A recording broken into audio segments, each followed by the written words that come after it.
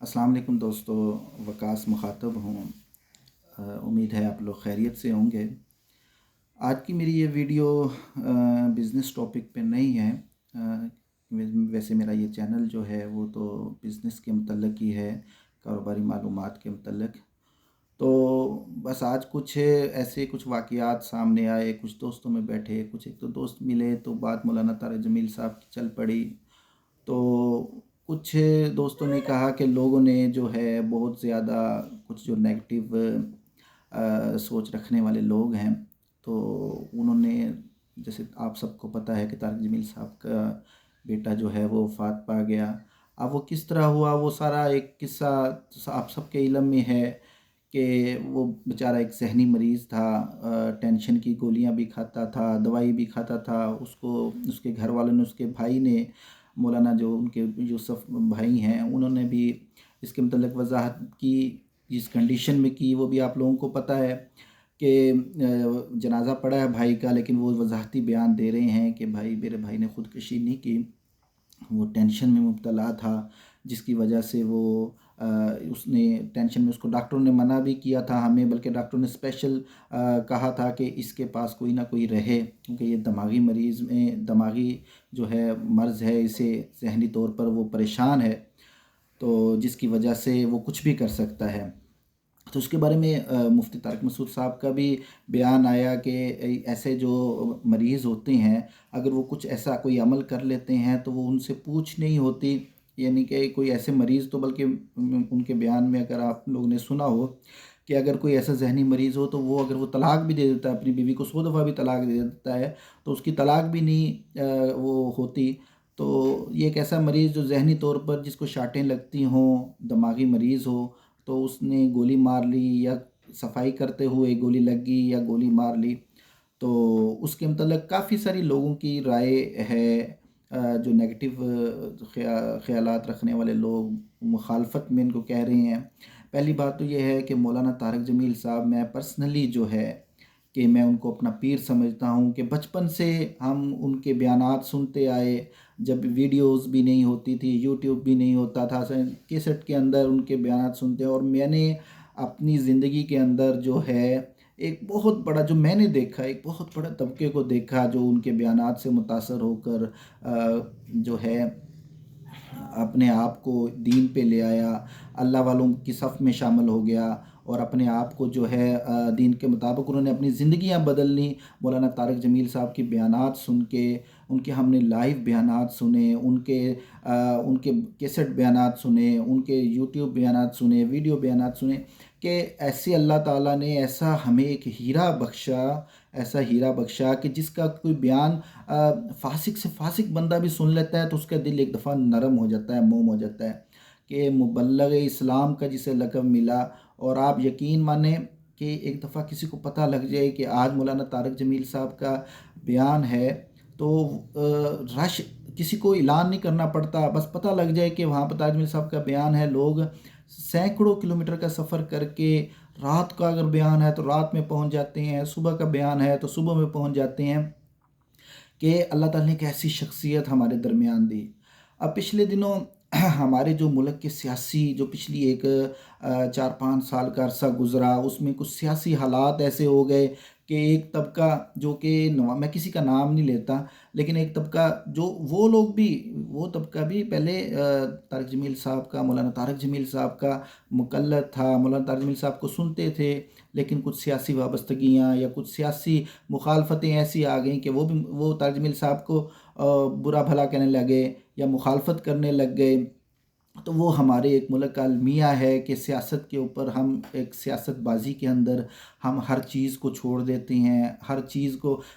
अपना एक अलग एक सियासी बुत बना लेते हैं कि जी वो फ़लाँ हमारा लीडर है या फ़लाँ लीडर है, तो उसकी हमायत में उसके जो साथ वाले होते हैं या उसको जो मिलता है या उसके मतलब कोई अच्छा बात भी कर दे तो हम उसकी मुखालफत शुरू कर देते हैं। तो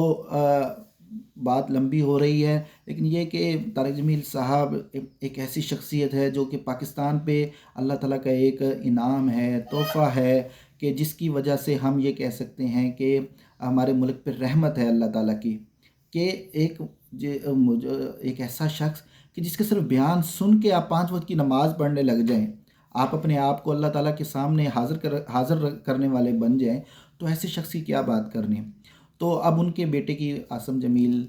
صاحب کی وفات ہو گئی۔ پہلی بات تو یہ کہ وہ عالم نہیں تھے، ایک مریض تھے، تو اپنے وہ ذہنی مریض کے اندر وہ جیسے بھی ان کی فوتگی ہوئی، وفات پا گئے، ٹھیک ہے۔ تو اب ایک 70 سال کا بوڑھا ہے، مولانا طارق جمیل صاحب 70 سال سے کی عمر ہو گئی، اور کتنا بڑا صدمہ ان کو، دلی صدمہ ملا، جس کی وجہ سے وہ میں پچھلے دن ان کا بیان سن رہا تھا، وہ رو رہے تھے کہ میں ایک زندہ لاش کی مانند ہوں، کہ ہر وقت تصویر ایک اس کے ہر وقت میری آنکھوں کے سامنے میرے بیٹے کی تصویر ہوتی ہے۔ بلکہ ہم نے تو بزرگوں سے یہ بھی سنا ہے کہ جس کا جوان بیٹا، بوڑھے شخص کا جوان بیٹا فوت ہو جائے تو اس شخص کے اور جنت کے درمیان صرف اس کی موت رہ جاتی ہے، کہ اتنا گہرا صدمہ ہے کہ نبی علیہ الصلاۃ والسلام کے بیٹے حضرت ابراہیم رضی اللہ تعالیٰ عنہ جب وفات پائے تو ان کے واقعات ہیں کہ جب وہ پتہ لگا، اللہ کا ہمیں بیشی معاف کرے، کہ وہ بھاگ کے جا رہے تھے اپنے بیٹے کو اٹھانے کے لیے، اور بڑے غمزدہ تھے کہ وہ چھوٹا بچہ تھا۔ دیکھیے بیٹے کا دکھ اتنا ہوتا ہے کہ نبیوں کو رلا دیتا ہے۔ یعقوب علیہ السلام کا بیٹا جو تھا وہ یعقوب علیہ السلام کے بیٹے وفات نہیں پائی تھی، صرف گم ہو گئے تھے، تو ان کے فراق میں، ان کے غم میں وہ نابینا ہو گئے۔ تو میری سب دوستوں سے یہ گزارش ہے کہ اتنے بڑے عالم دین ہیں، اتنے احسانات، پوری قوم پر ان کے احسانات ہیں، کہ آپ یہ دیکھیں کہ ہر ملک کے پورے وہ خود طارق جمیل صاحب کہا کرتے تھے کہ میں 6 بر اعظم، کیا کہتے ہیں کہ 6 بر اعظم میں پھرا ہوں، اللہ کے دین کو لے کے گیا ہوں، اللہ کا دین لوگوں کو پہنچایا ہے، اور کتنے لوگوں کی لیے ہدایت کا ذریعہ بنے ہیں۔ تو خدا را ایسے شخص کے لیے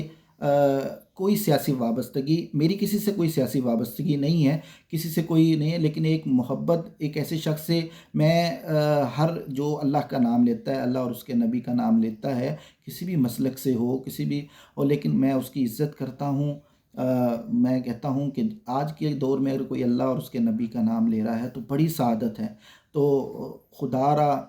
ایسی باتیں کرنا کہ وہ مولویوں کا بیٹا ہو کے خودکشی کر لی، یا دیندار طبقہ ہے اس نے خودکشی کر لی، یا کوئی جھوٹا خواب انہوں نے بیان کر دیا تھا جس کی وجہ سے اللہ تعالیٰ نے ان کو یہ دن دکھایا، یا کوئی جھوٹی بات بیان کر دی تھی، یا کوئی انہوں نے کوئی دنیاوی اپنے کاروبار ایسے پھیلا دیے تھے، یا کوئی سیاسی وابستگی کر دی تھی کسی کے لیے، تو ان کے سامنے یہ پیش آیا معاملہ۔ تو بات یہ ہے میرے بھائی، مرنا ہم سب نے ہے، تو یہ تو ہے نہیں کہ کسی نے مرنا نہیں ہے۔ روزانہ ہم اپنے ہاتھ سے اپنے عزیزوں کو دفناتے ہیں، یا لوگوں کو دیکھتے ہیں کہ وہ اپنے عزیزوں کو دفنا رہے ہیں، ہر ایک کے سامنے وقت آتا ہے۔ تو خدا را اس کے لیے جو یہ ہیں کہ یہ بات نہ آپ لوگ کریں کہ طارق جمیل صاحب کے بیٹے نے خودکشی کی ہے اور یہ ایسا معاملہ غلط ہو گیا۔ تو پہلی بات، مفتیان کرام اور علماء دین نے اس کے بارے میں مکمل وضاحت کر دی۔ مفتی طارق مسعود صاحب کا پورا وضاحتی بیان ہے، جس میں وہ ان کے متعلق پوری ایک ڈیٹیل ہے، وہ انہوں نے بتایا کہ اس کے متعلق اگر ایسا شخص، ایسا مریض شخص کوئی ایسا اقدام کر لیتا ہے، خودکشی کر لیتا ہے، یا اپنے آپ کو مار لیتا ہے، تو اس کے بارے میں اس سے حساب نہیں ہوگا، کیونکہ جو ایک شخص کا ذہن ہی اس کے قابو میں نہیں ہے، تو اس کے بارے میں تو اللہ کی طرف سے ہمارے جو صاف ظاہر ہے، ہمیں تو جو علماء بتائیں گے یا جو مفتیان بتائیں گے ہمارے لیے، کیونکہ ہم دین انہی سے سیکھتے ہیں،